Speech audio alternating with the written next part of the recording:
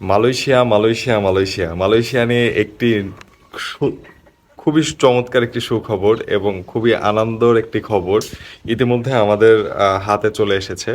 Malaysia calling visa নিয়ে এবং Malaysia medical centre নিয়ে সে সমস্ত কিছু থাকছে আজকের এই ভিডিওতে। বিস্তারিত দেখার জন্য অবশ্যই ফুল ভিডিওটি শেষ পর্যন্ত দেখতে থাকুন। আচ্ছা, প্রথমে বলে নেই, আমাদের মন্ত্রী মহোদয় উনি বলেছিলেন যে আগস্টের লাস্ট সপ্তাহের দিকে মালয়েশিয়া কর্মী যাবে বাংলাদেশ থেকে, কিন্তু এখন পর্যন্ত অনেকেই জানেন মেডিকেল চালু হয়নি। এজেন্সির লিস্টে প্রকাশ করেছে মাত্র 25টা। এখন পর্যন্ত কোনো কার্যক্রম শুরু হয়নি। এটা নিয়ে আসলে কিছু কথা আমি বলতে চাই। তার আগে আহ, ব্যাপারটা হচ্ছে যে মালয়েশিয়া কলিং ভিসা কেন এবং কোন মাধ্যমে বেঁধে আছে, কেন এখন পর্যন্ত কর্মী পাঠাতে পারছে না বাংলাদেশ সরকার, এবং কেন কোন জটিলতার কারণে মালয়েশিয়া এই অনুমতিটা দিচ্ছে না যে আপনারা কর্মী পাঠান। সেই বিষয় নিয়ে আলোচনা করি। বিষয়টা হচ্ছে যে প্রথমত আহ, মালয়েশিয়া থেকে ইতিমধ্যে অনেক কিছুই কমপ্লিট শেষ, মানে সব কিছুই তারা পর্যবেক্ষণ করেছে। FWCMS এর মাধ্যমে কর্মী যাবে মালয়েশিয়াতে, এবং মালয়েশিয়া যে অনলাইন আবেদন প্রক্রিয়াটি ছিল সেই আবেদন প্রক্রিয়াটি ইতিমধ্যে চালু হয়েছে। বাংলাদেশের অনেক কর্মীরা এবং এজেন্সিরা ইতিমধ্যেই সেখানে অ্যাপ্লাই করতে পারছে, এবং মালয়েশিয়া কোম্পানিও সেখান থেকে অ্যাপ্লাই করতে পারছে।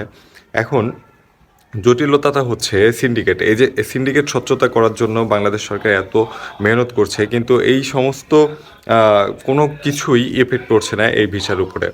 এখন মূলত বিষয় হচ্ছে যে বিষয় হচ্ছে আপনাদেরকে বলি, নেপাল থেকে যদি 5 লাখ 5.5 লাখ টাকা দিয়ে যদি মালয়েশিয়া যেতে অনেকেই আছে, নেপাল থেকে 5.5 লাখ টাকা দিয়ে বর্তমানে মালয়েশিয়াতে যাচ্ছে।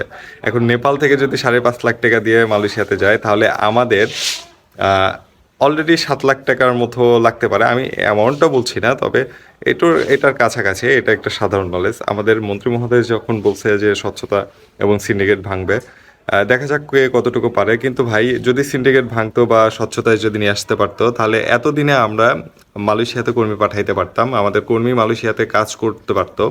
এখন পর্যন্ত কোনো কিছুই আপডেট কোনো কিছুই দেয় নাই সরকার। কোনো আপডেট বা কোনো অ্যানাউন্সমেন্ট, অফিসিয়ালি অ্যানাউন্সমেন্ট কোনো কিছুই দেয়নি এখন পর্যন্ত। কোনো নোটিশ, কোনো কিচ্ছু প্রকাশ করেনি। আজকে 15 তারিখ, আজকে 15 তারিখ, এখন পর্যন্ত কোনো কিছু সরকার পদক্ষেপ নেয়নি। মালয়েশিয়া থেকে অফিসিয়ালি কোনো ঘোষণা দেয়নি। তাহলে বাংলাদেশ থেকে কিভাবে কর্মী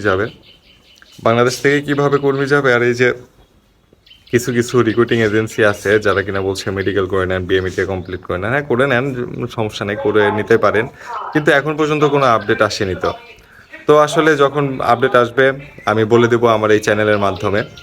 তার জন্য যখনই নতুন কোনো আপডেট আসবে, সেই আপডেট পাওয়ার জন্য আমার চ্যানেলটিকে সাবস্ক্রাইব করে রাখুন এবং পাশে থাকা বেল আইকনটি বাজিয়ে রাখুন, যাতে নতুন কোনো আপডেট এবং সত্য তথ্যভিত্তিক তথ্য আপনারা সবার আগে পান। সেই দিকটা খেয়াল রেখে আমি ভিডিও বানাই। তো এইগুলা পাওয়ার জন্য অবশ্যই আমার চ্যানেলটিকে সাবস্ক্রাইব করে রাখবেন এবং পাশে থাকা বেল আইকনটি অবশ্যই বাজিয়ে রাখবেন। ততক্ষণের জন্য ভালো থাকবেন। দোয়া করি সবারই যেন মনের আশা, কামনা, বাসনা সব কিছু পূরণ হোক।